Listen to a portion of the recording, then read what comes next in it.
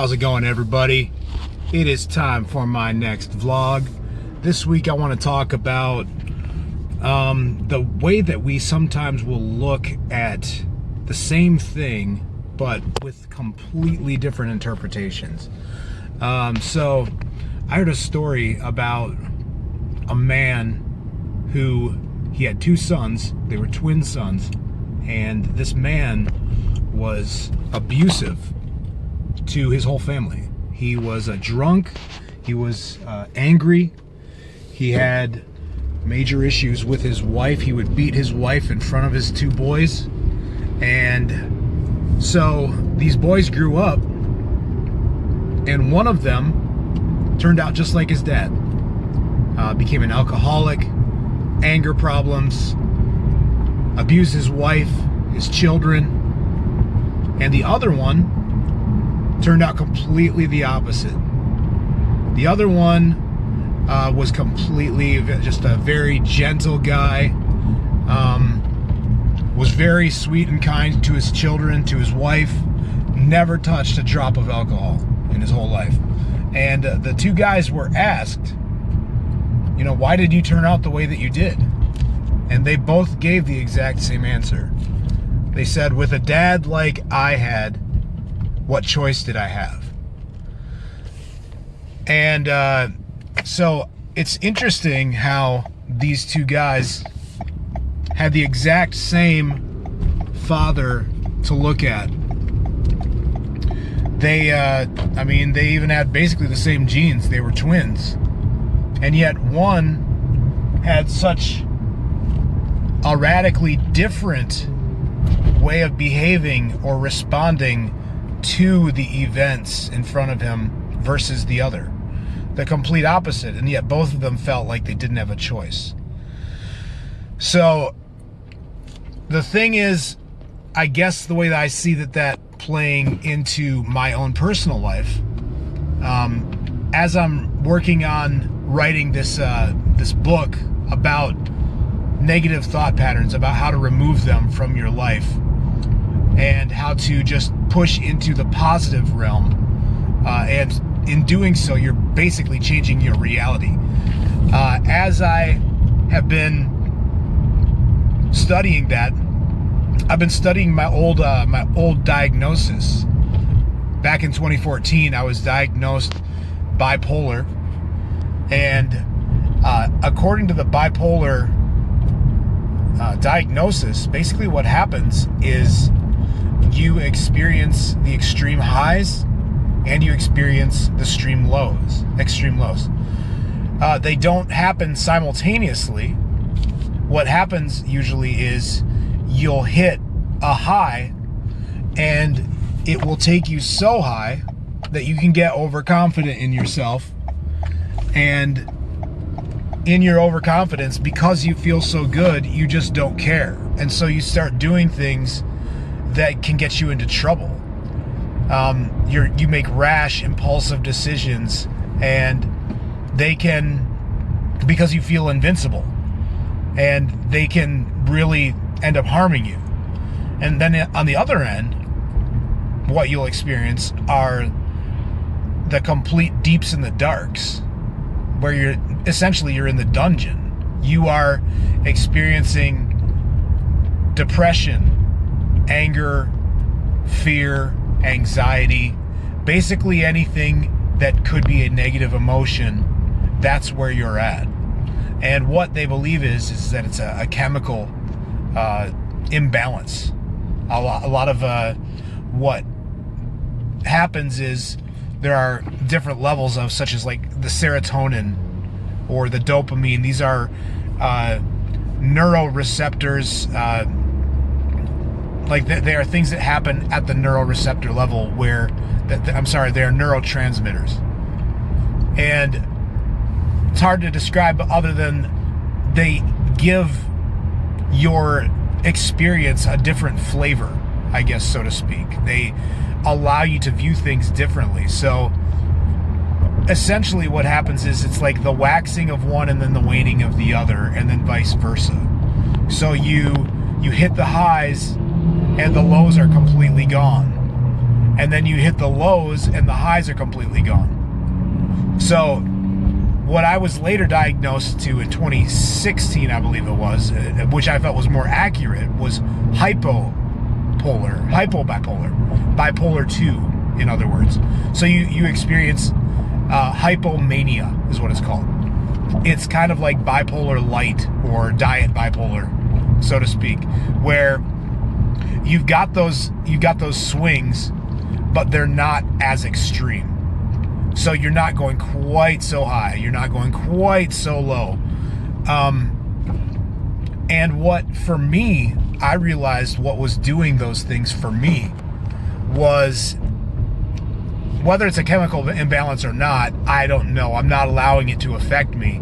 If it is a chemical imbalance, I'm looking at it according to what I'm capable of doing on my own in response to the way that I've been feeling. And what happens to me, or what was happening to me, was I was having thoughts that would basically cheer me up. They would put me into that state of, I'm good, I'm feeling awesome, life is good, everything is good. And I would be riding that for a while. And so in the midst of that, I'm just loving life. Things are going good. But then somewhere in the background, it could be, and it might not show up for, a couple days, a couple weeks, maybe even a couple months, where I'm riding this wave, but then something that has essentially been laid dormant kind of inside of me would speak up. It would be one little thought, maybe one little tiny thought would speak up, and in almost like a subconscious way that was negative, that was basically shooting down the experience that I had been having in my high moment, to discredit it. The thought would discredit it. So I would have this negative thought kind of in my subconscious that would just kind of plink show up there in the midst of my high, and suddenly it was like almost like a bug, like a little virus or a parasite, that it would just slowly keep feeding on my thoughts, and that one little parasite would then turn into a bigger bug and a bigger bug until it was this massive entity or body of thought, a thought pattern that was within me, that after a while it would become so powerful and so big that it would overcome that the high pattern of thought that I was having. And so the high pattern, that would start to wane, and it would diminish in the presence of this now more powerful energy of negativity, because the more that I thought on that negativity, the more real it started to feel. The more legit it seemed to me than the high. And it would not just be something that would be like, whoa, where'd this come from? It would be something that I would have, and then when I'd be in that high moment, on the positive side of the swing, I would almost forget about those thoughts. And then so when they would come back, it was adding to the weight of, okay, this is a depressing thought, but adding to that weight of the depressing thought was, wow, I've been here before, and crap, I'm stuck in it again. And so it was a cycle then. So I'd swing to the negative, where I would be telling myself all kinds of crap, and I would be living in it, and I would be experiencing it, and I'd be looking at my life, and I would be analyzing it and just saying how I don't have anything together, and how I can't seem to get it together, because look, I'm still struggling with this, that type of a thing. And so I'd go through a season like that, and then it would take me who knows how long before I would then latch back onto a positive notion that would almost answer that negative thought pattern that I had. And so it'd be like, yes, that's it, that's finally the answer. And I would then use that to pull myself out of the negative swing. And so it would just keep going on and on and on like that. I'd hit the high, feel it for a little while, be excited about it, but then somewhere in that background, just barely in, like a almost imperceptible level, would be that negativity. And what I realized about myself is I never really let go of either one of those thought patterns. I would let one rest for a little while, and the other one would have its heyday. And then once that was done, once it started to wane, the other one would come up, it would start to wax. It would go into its full form. And so what I've learned since then, though, is that why hold on to the negative side of it?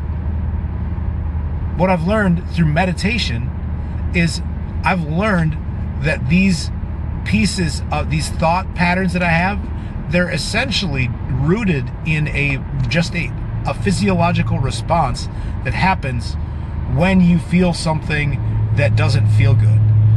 There's a correlating emotion or feeling that wells up within you when you think a negative thought. If you're used to thinking a negative thought that can have an effect on you, where you actually allow it to sink in. If somebody tells you you're a piece of crap and you don't believe them, nothing happens. But if somebody tells you that you're a piece of crap and you do believe them, and you respect their credibility or their opinion of you to the extent where it actually makes an impression on you, then there is a feeling that goes along with that. So I guess what I was doing, or what I have started doing and what I've learned, is that you can take that negativity and you can answer it once and for all by saying, I do not agree with this anymore. I'm not going to stay in it anymore. I know that this negative thought pattern of telling myself that I can't do this, or that I'm not good enough to do that, or that I'm not worthy of, or that I'm not worth doing this or that, all of those things, they have done nothing for me to help me. They have not served me in any way. And so the question becomes, why do I keep them around? If, let's say that I am a piece of crap, like these thoughts are saying, I know for a fact reminding myself of it does not solve the problem. What I really want is to stop being a piece of crap. I want to rise above that level of crappiness into actually being legit, like being somebody that I'm proud of, somebody that I'm happy with who I am. And the first way to start on that process is to silence those voices that are just sitting there and saying that.